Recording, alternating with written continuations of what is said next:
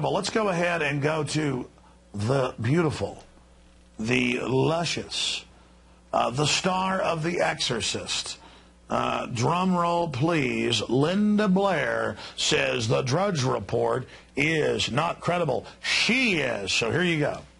I'm very concerned about this person of interest that was detained at the hospital in Boston following the Marathon Madness. He is, I believe, scheduled to be deported next week. And now I understand he's been cleared of any wrongdoing in the involvement in Boston, but he is being deported due to national security concerns. And CBS says this gentleman is here on a student visa. He was at the scene along with many other people when the blast happened.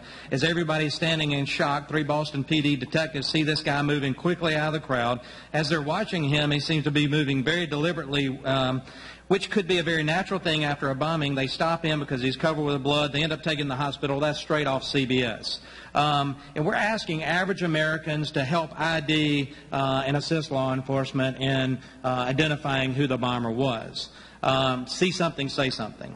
And now we have someone who is being deported due to national security concerns, and I'm assuming that he's got some sort of link to terror or he wouldn't be being deported. He was at the scene. He could possibly ID the bomber, just like we're asking every other American that was on the scene to provide your pictures, help us identify who may have been acting funny. Everybody, we're asking that was in Boston, and we've got this guy who was there. We know he was there. We know he was there. He was arrested, or wasn't arrested, was detained in the hospital, covered with blood. He was at the scene, and yet we're going to deport him. So we're going to remove him from the scene. I am unaware of anyone who is being deported for national security concerns at all related to Boston. I don't know where I'm not that saying it's related to Boston, but he is being deported. No, like I said, I only ship guns into Mexico to blame things.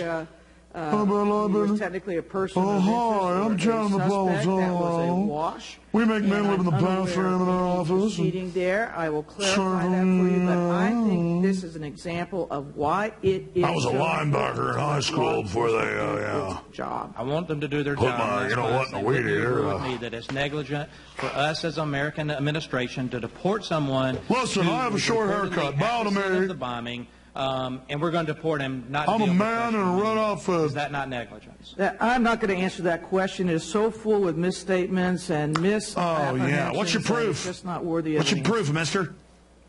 Well, CBS reports the gentleman was there. We did detain him at the hospital. He was covered with blood. We've cleared him of any wrongdoing, but it has been reported. He is being reported on. There's been so much reported on this that's been wrong, I can't even begin to tell you. It was reported that I'm a woman. We will provide you with truth, I'm accurate Janet information Reno. as it becomes available. I'm a clone of Janet Reno's butt. I'm sorry. I just can't look at him very long without getting very upset. Oh, my God, I just can't even handle it anymore. Oh, there you go. Well, Mr. Napolitano speaks, ladies and gentlemen, and when he speaks, we all listen. Oh, hold on. Who said men couldn't give birth? To a bat boy. There you go. Huh? Oh, my God. We're going to go to break and come back with a master sergeant who was arrested for not committing any crime in Texas because, well, you're about to hear they banned Oath Keepers from meeting